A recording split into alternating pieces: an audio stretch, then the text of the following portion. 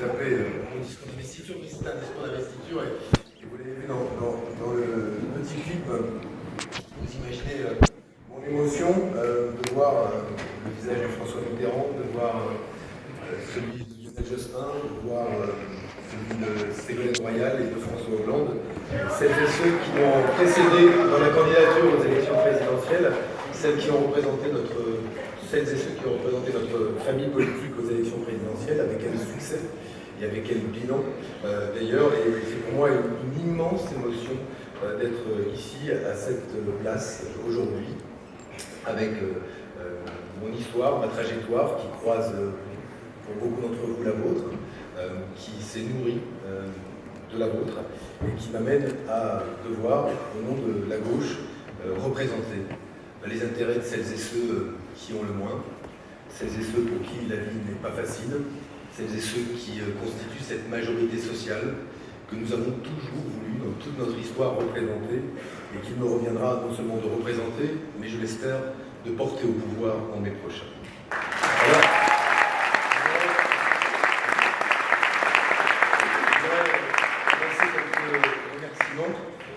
je commencerai par le premier secrétaire du Parti Socialiste, Jean-Christophe Cambadélis, qui a organisé avec Thomas Clay, qui a présidé la haute autorité, ce magnifique exercice qui a été celui des primaires. Cela donne une force incomparable, une légitimité démocratique incomparable, celle d'avoir été choisie par le peuple de gauche. Peut-être certains diront-ils que c'est une fraction encore trop réduite du peuple de gauche, mais c'est une composante du peuple de gauche qui s'est déplacée aux urnes et qui a choisi de démentir tous les pronostics, de s'impliquer, de s'investir et de choisir parmi 7 candidats que je veux saluer, Manuel, Arnaud, Vincent, Sylvia, François, aujourd'hui pour la campagne que nous avons offerte, qui a été, comme toutes les campagnes politiques et démocratiques, parce qu'elle était engagée et que chacun d'entre nous voulait avoir l'honneur qui est aujourd'hui le mien, qui a été une campagne, je crois, extrêmement riche. Et s'il est un acquis collectif qu'il faut que nous conservions précieusement aujourd'hui et qui est le fruit de cette campagne, je veux le dire à cet instant, cet acquis pour moi, c'est que nous avons démenti ce qui devait être le paysage de cette campagne présidentielle. L'identité nationale et l'islam comme obsession pour certains, et des objectifs en matière de politiques économiques qui étaient si réducteurs qu'ils ne se résumaient qu'à un objectif de réduction de la dépense publique. Nous avons fait quoi? De la question sociale, de la question écologique, de la question de la maîtrise des transitions qui nous concernent, du futur de nos enfants. Nous avons fait du futur de ces enfants la question centrale du débat politique. Et aujourd'hui même, on le voit, je reviendrai tout à l'heure, mais le candidat de la droite, s'il le reste encore quelques temps, je le prends.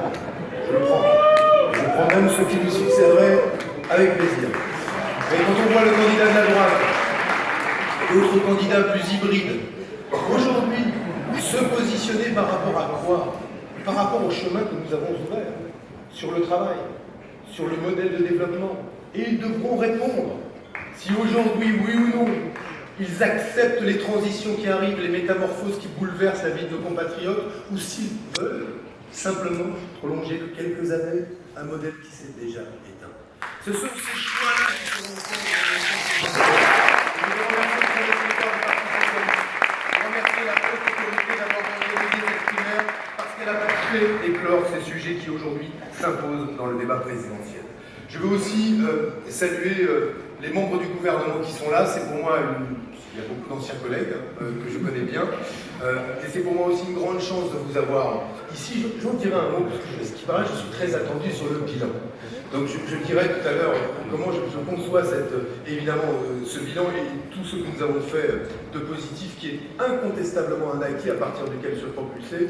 Mais l'essentiel est pour moi, évidemment, de regarder l'avenir, ce que nous avons à dire aux Français pour les 5, 10, 15, 20 ans qui viennent. Merci en tout cas d'avoir été là. Merci aux parlementaires, merci aux élus et merci aux citoyens nombreux que nous avons invités à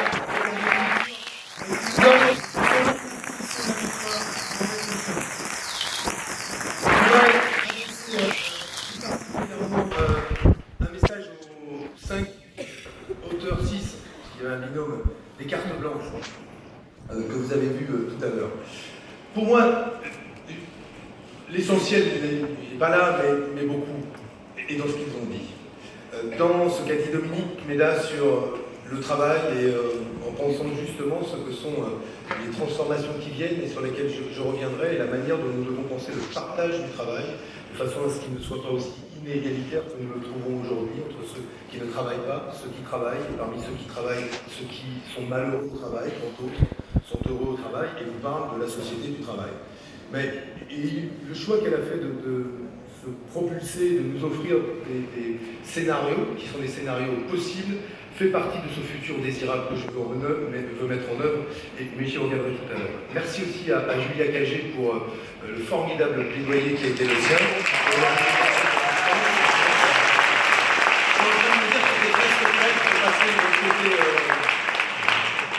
C'est du bon côté ou du mauvais côté de la force, mais bon, en tout cas, c'était vraiment remarquable. Merci à Elisa et Romain, ils m'ont aussi beaucoup accompagné avec ce coup d'état citoyen qu'ils appellent de leur vie. Ce n'est pas un coup d'état guerrier, conflictuel, ce n'est pas brutal. C'est simplement le retour à cette idée très belle, je me souviens de François Mitterrand qui disait « Mon objectif, ce n'est pas de prendre le pouvoir, c'est de vous le rendre ». Bien, c'est ce que nous allons essayer de faire dans les semaines et les mois qui viennent.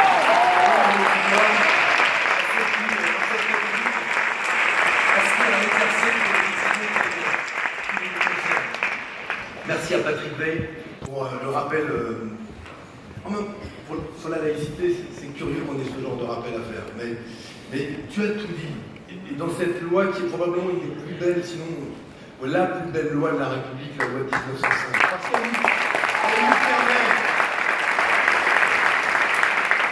qu'elle nous permet de vivre ensemble, et je citerai d'ailleurs sur cette loi de 1905 une très belle phrase de François Hollande qui disait « La laïcité, ce n'est pas un dogme de plus. Ce n'est pas la religion de ceux qui n'ont pas de religion. C'est l'art de vivre ensemble. » Et c'est cela qui ont combattu la droite et l'extrême droite. C'est cela qui a combattu la gauche en 1905. Et c'est le lait qui nous leur pose de porte-là de toute liberté. Merci à toi, Patrick. Je voudrais saluer évidemment Jean Jouzel qui a parlé avec rigueur, éclat aussi de ce qui est pour moi devenu une question centrale, celle de l'impact de l'activité humaine sur notre cadre de vie, la manière dont la biodiversité aujourd'hui est menacée, la façon dont la planète se réchauffe, la façon dont ces menaces aujourd'hui pèsent sur les conditions d'existence de nos enfants et la capacité qu'ils auront, eux, à faire des enfants demain dans une société qui ne soit pas troublée par le désordre, la violence, les injustices nées justement du fait que nous n'aurions pas choisi de maîtriser les conséquences de nos modes de production et de nos modes de consommation sur la planète. Moi, je veux dire que c'est pour moi une grande fierté de vous avoir eu dès aujourd'hui à mes côtés, parce que cela irrigue largement le projet politique que je veux porter jusqu'en mai et au-delà à l'Élysée avec une majorité pour gouverner et changer la France.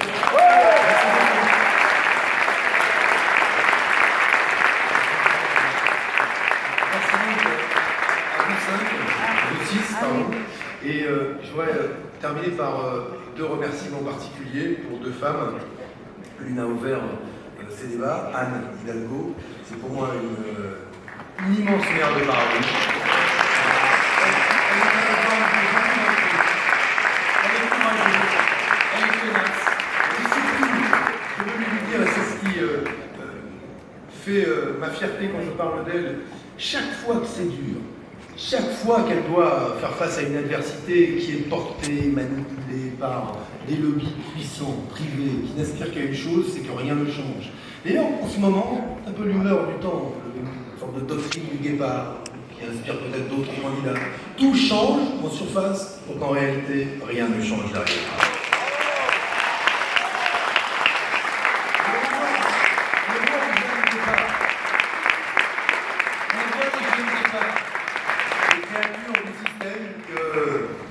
Une habile manipulation transforme soudain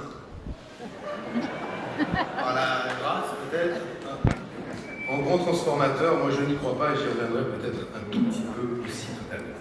Je voudrais aussi dire à Christiane combien démarrer cette campagne avec elle est pour moi un immense honneur.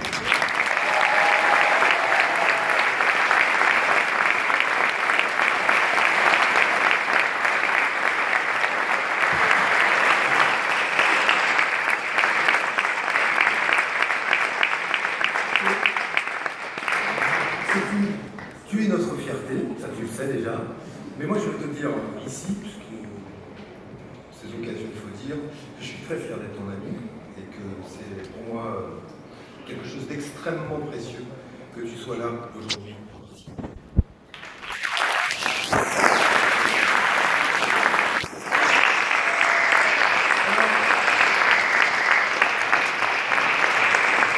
Je voudrais commencer en évoquant la responsabilité immense qui est désormais la mienne, celle pas simplement de rassembler notre famille politique, de rassembler au-delà toute la gauche, de rassembler les citoyens autour d'un horizon nouveau, et puis de nous porter à la victoire en mai prochain. Merci, qu'a dit Jean-Christophe tout à l'heure, pour dire que quelque chose a changé dans l'humeur depuis quelques semaines, ou quelques jours. Nous étions relégués à devoir constater qui allait pouvoir se qualifier au second tour, un second tour dont nous étions exclus par définition. Et d'ailleurs, les commentateurs nous regardaient avec cette posture de ceux qui savent, les importants, vous savez, pour acter le fait que le Parti Socialiste, son candidat, le candidat de la belle alliance populaire, le candidat qui serait sorti de cette primaire, n'aurait aucune chance d'être au second tour de l'élection présidentielle. Non seulement, d'ores et déjà, ces faits sont démentis, mais je peux vous dire que tout ce que je perçois, partout où je vais, partout où nous allons, montre qu'est en train de se lever un vent, un mouvement, une aspiration à nous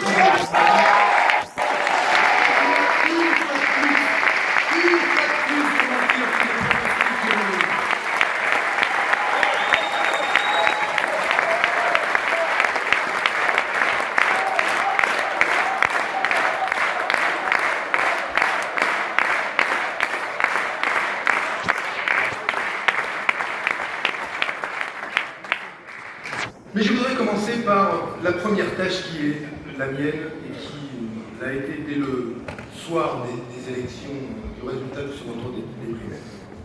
Rassembler. Rassembler les socialistes et rassembler la gauche. Je veux dire ici que c'est pour moi extrêmement important de voir les représentants de tous les candidats qui ont postulé à cette primaire présents dans cette salle. Je saluais Luc Carbonas que je vois là-bas, je saluais évidemment Claude Bachet, je saluais Christophe Portet, je saluais Didier que j'ai vu, je veux saluer, bref, je ne vais pas vous saluer tous, parce qu'en fait, comme vous êtes de toutes les familles, ça va être un peu compliqué, mais je veux dire que c'est très important pour moi. C'est très important pour moi parce que cela me donne de l'élan, cela me permet de me propulser, et de me propulser vers d'autres rendez-vous. Car je ne conçois pas demain que le rassemblement se réduise à un accord d'appareil. Et je veux le dire à toutes celles et ceux qui voudraient nous amener ou m'amener sur ce terrain-là. Il me semble aujourd'hui que ce qui a fait la force de cette primaire, c'est qu'elle a débordé largement le cadre des associations, des groupes, des appareils, pour montrer quoi? Qu'il existe une gauche féconde, qu'il existe une gauche collaborative, qu'il existe une gauche horizontale, coopérative, qui prend des initiatives sans attendre que les appareils prennent des décisions, qui ne rejette pas les partis politiques, mais qui n'y adhère pas forcément, qui ne rejette pas les mouvements politiques, mais qui aspire à voir plus haut, plus loin. Et cette gauche-là, c'est celle que je veux pour commencer à rassembler. Parce qu'il me semble que c'est elle qui montre la voie. C'est elle qui nous indique ce que sont les solidarités qu'il faut construire. C'est elle qui nous indique le type de citoyenneté avec laquelle il faut que nous nous réconcilions et qui donne toute sa place aux citoyens. C'est elle, cette gauche, qui nous montre quel est le geste naturel, hospitalier que nous devons avoir à l'égard des migrants plutôt que de les choisir, de les sélectionner, de les sélectionner comme à droite, extrême droite, de leur fermer les portes. C'est cette gauche-là que je veux rassembler par priorité. Et quand je me suis adressé aux autres responsables politiques de gauche, aux autres candidats qui seront présents au premier tour de l'élection présidentielle, qu'ils me comprennent bien. Je ne pose pas comme préalable, parce que serait la Ve République, qu'il faut se mettre derrière Benoît Hamon, le doigt sur la couture du pantalon, et ne rien dire, sinon suivre celui qui est le chef. Ça n'est pas ma conception de l'action politique. Mais je leur demande en échange de ne pas me demander des têtes, parce que cela n'a aucun sens. Le rassemblement, ça n'est pas un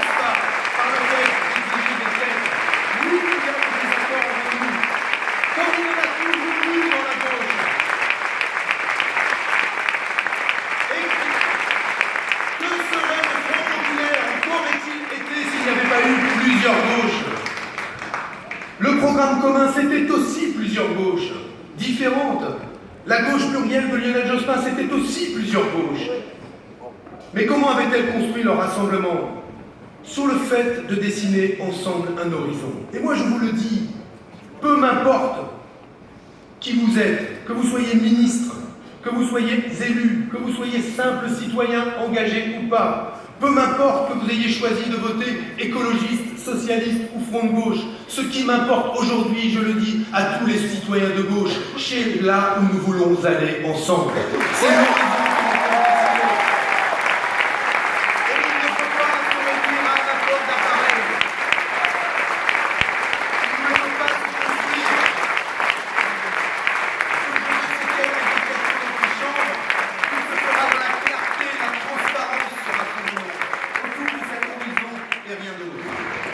dites-moi où vous voulez aller.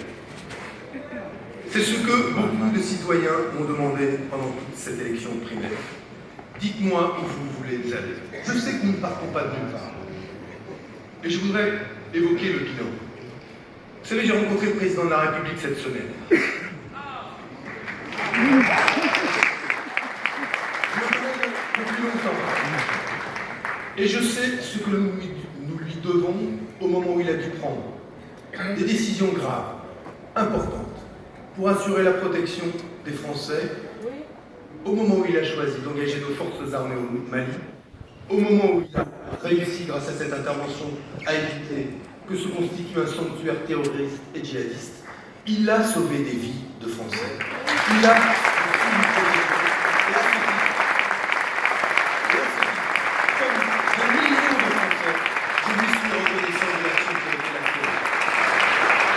je veux dire aussi simplement les choses. Si nous ne partons pas de rien, je vois Najat Vallaud-Belkacem qui est devant moi, notamment dans l'éducation nationale. Regardons aujourd'hui ce que la droite veut défaire et nous saurons ce que nous avons fait de bien. Et elle veut défaire beaucoup de choses dont nous avons aussi fait beaucoup de bien. Et notamment dans l'éducation nationale. Parce que cette priorité qui a été donnée, pas simplement au recrutement d'adultes supplémentaires dans les écoles, les collèges et les lycées, mais la priorité au primaire, Vincent est là, qui avait donné dès le départ avec la loi de refondation de l'école de la République.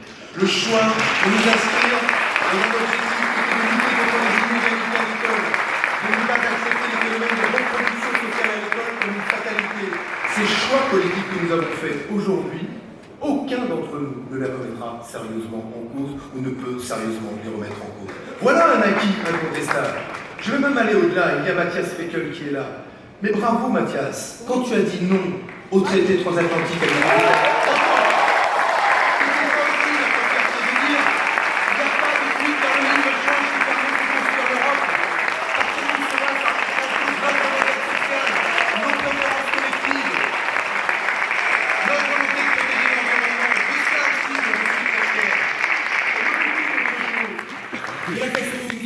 pour l'égalité femmes-hommes, de la manière dont nous sommes impliqués dans la lutte pour favoriser l'insertion des personnes en situation de handicap, le dernier plan autisme, tout ça va dans le bon sens. Mais je veux dire ceci, c'est que ce bilan a laissé aussi des personnes mécontentes, qui le rejettent, qui le critiquent, et qu'il ne faut pas mépriser cela. Il ne faut pas mépriser cela au moment où nous voulons rassembler, qu'il faut tenir compte de ce qu'ils disent, de leurs déceptions, de leurs inquiétudes, de leur mécontentement, et transformer cette colère, quand elle existe même contre nous, en une aspiration à construire quelque chose qui nous dépasse, nous transcende et nous tourne vers l'avenir. Voilà ce que nous voulons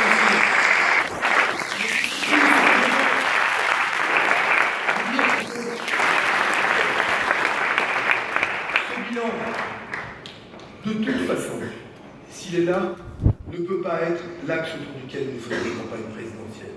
Même quand Lionel Jospin avait un bilan dont personne à gauche, à part les grincheux habituels, ne contestait qu'il était sur les 35 heures, les emplois jeunes, la loi exclusion, la CNU, tout ce que nous avions fait, absolument exemplaire, le pacte qui précédait, le mariage pour tous, grande fierté aussi.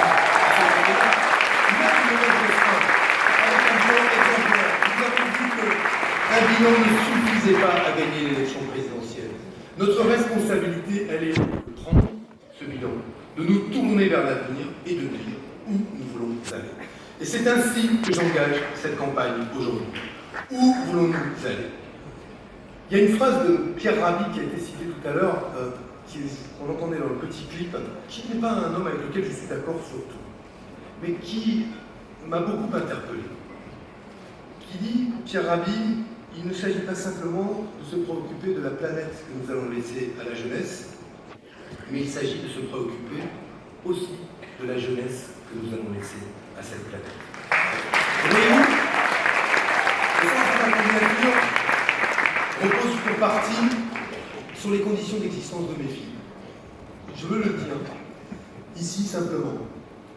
C'est frappant de voir dans une école de la République aujourd'hui, on apprend aux petites filles, aux petits garçons, que certains jours, il ne faut pas aller dans la cour de récréation, et surtout pas courir, parce que courir, à cause des pollutions atmosphériques, peut vous rendre très gravement malade. C'est marrant qu'à ces jeunes enfants, que nous ne connaissions pas, on leur demande de s'exercer à des exercices de confinement au cas où un terroriste vienne dans les écoles. Voilà ce que sont aujourd'hui les conditions dans lesquelles nos enfants, mes filles, vos enfants grandissent. Un monde qui n'a jamais été aussi anxiogène, aussi menaçant. Et je veux saluer aujourd'hui le courage de nos militaires et notamment de ceux qui, au carrousel du Louvre, se sont défendus contre l'attaque d'un terroriste. Ils sont en première ligne pour assurer notre sécurité. Ce monde dans lequel grandissent nos enfants est un monde particulièrement menaçant et angoissant. Angoissant pour eux, comme il devrait l'être pour nous, qui avons les clés pour faire en sorte que les choses changent. Et c'est de cela dont je veux vous parler aujourd'hui. Je veux me concentrer sur ce projet, l'option que je vous propose, et je commencerai par vous dire que, comme je l'ai dit dans toutes les primaires, je ne suis pas l'homme providentiel. Ce qui le était, mais je ne le suis pas. Non seulement je ne le suis pas, mais je ne le demande surtout pas. Parce que je ne crois plus du tout dans cette forme d'immaturité qui consiste à proposer un guide au peuple et à la nation. D'ailleurs, les rapports assez abstraits au peuple qui nous amènent à assumer tranquillement être la solution au problème de tous les Français. Moi, je crois dans l'intelligence collective. Je crois dans notre capacité collective et démocratique à proposer des solutions et des options, et je rejette absolument ce costume que l'on pourrait me mettre sur les épaules. Je le rejette parce qu'il n'est pas bon, parce qu'il n'est pas utile, et parce qu'au bout du compte, je pense qu'il repose sur une tromperie et une imposture.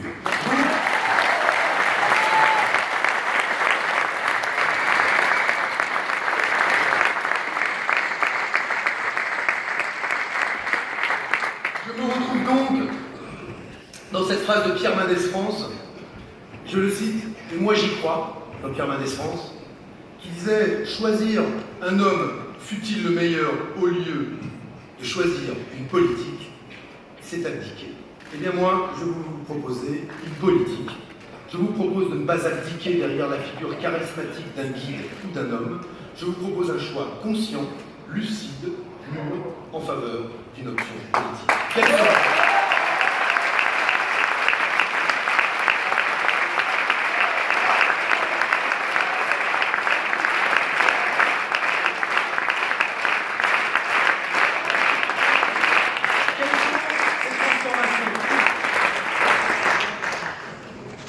Nous sommes à un tournant. C'est à la fois une conclusion et un début. C'est Stefan Zweig qui parlait ainsi. La conclusion d'un cycle et le début d'un autre. En quoi un cycle s'achève-t-il? Je veux reprendre ce qui a été dit par Dominique Méda tout à l'heure.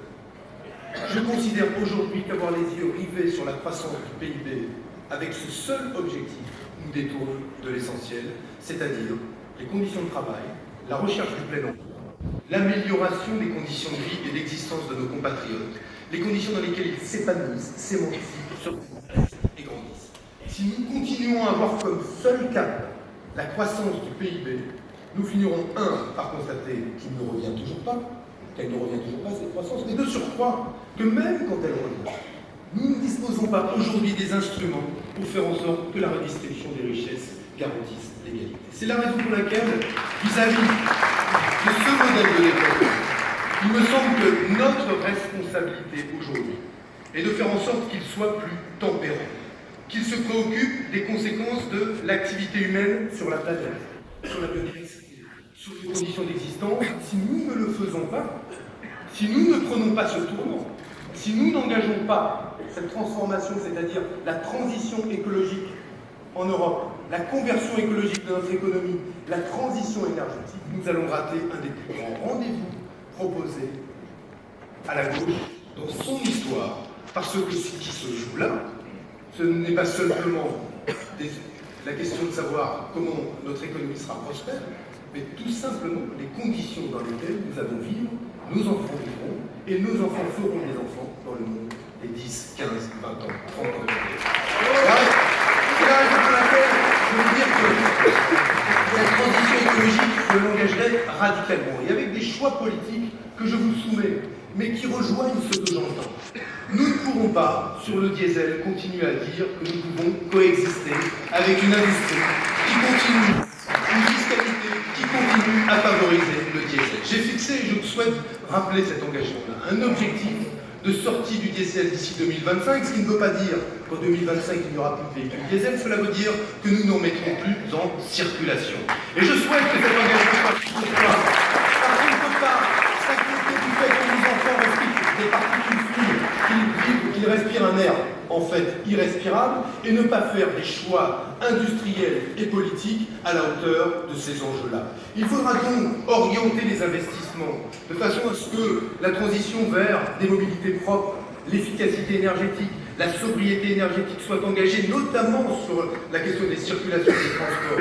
Et cette interdiction du diesel d'ici 2025, je préfère la poser tout de suite, de façon à ce que les moyens qui sont aujourd'hui consacrés à la recherche en matière de moteurs électriques, en matière de moteurs hybrides, soient véritablement mobilisés de façon à offrir des alternatives concrètes aux Français d'ici 2025. C'est pour moi un objectif absolument central. Mais j'irai au-delà. Moi, je ne souhaite plus vivre avec l'imminence de scandales sanitaires qui sont liés à notre impuissance ou souvent, à notre manque de courage. Vous savez, lors d'un des débats, un des trois débats de ce premier tour, il y a un des trois journalistes que nous avions en face qui a dit « Bon, parlez-nous des perturbateurs endocriniens, apparemment c'est votre truc. » C'est un peu le truc de tout le monde, je pourrais le dire. Hein. Parce que... Si je peux me permettre. Parce que ces fameux perturbateurs endocriniens, c'est quoi? Ce sont des substances qu'on respire, qu'on avale, qu'on absorbe et qui bouleversent notre développement. Qui concerne qui d'abord? Les femmes enceintes et le développement du fœtus et de l'embryon. Ensuite, les enfants et plus généralement, nous tous qui allons développer des maladies chroniques en raison de ces perturbateurs. Ces perturbateurs sont liés à quoi? Au fait que l'on fabrique aujourd'hui des produits, que l'on cultive des aliments avec des substances qui sont des substances dangereuses pour notre santé. 100 scientifiques ont signé un appel en commun pour demander l'interdiction de ces perturbateurs endocriniens parce qu'ils constatent quoi?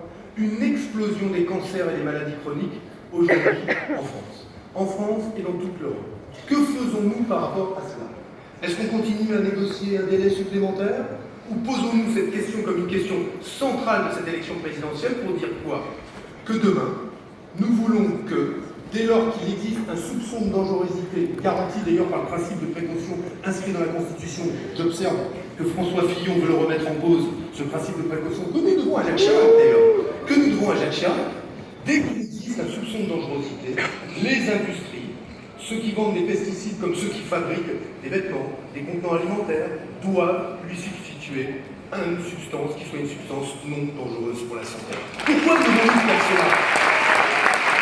Parce que si nous ne posons pas cette engagement tout de suite, ce seront des scandales sanitaires considérables auxquels nous devrons faire face. Et nous devrons rendre compte rétrospectivement des moments où nous aurions pu choisir d'interdire ces produits et où nous ne l'avons pas fait. Je me réjouis d'ailleurs, je le dis parce que c'était une initiative du Parlement, que nous ayons déjà, dans le précédent quinquennat, pris des bonnes décisions sur le bisphénol A notamment, que nous avons interdit les contenants alimentaires. Il était dangereux. Ce que nous avons fait sur le bisphénol A, nous devons le faire sur toute substance toxique qui aujourd'hui est identifiée scientifiquement par l'OMS, par l'Agence nationale de sécurité sanitaire, comme dangereuse pour la santé des Français. La réalité aujourd'hui de ce dont nous souffrons, c'est que ce sont les maladies chroniques qui ont pris une importance de plus en plus grande dans nos vies. Et pourquoi ces maladies chroniques ont pris une importance de plus en plus grande? Parce que nous luttons plus efficacement, merci à la recherche, merci à notre médecine contre les maladies infectieuses, mais surtout ces maladies chroniques sont directement liées à quoi? Nos modes de vie, comment nous mangeons, comment nous bougeons, ce que nous respirons, mais aussi à notre cadre de vie, à nos habitudes alimentaires, aux addictions qui sont les nôtres, le tabac, l'alcool, le cannabis. Et c'est la raison pour laquelle je pense toujours qu'il faut le légaliser.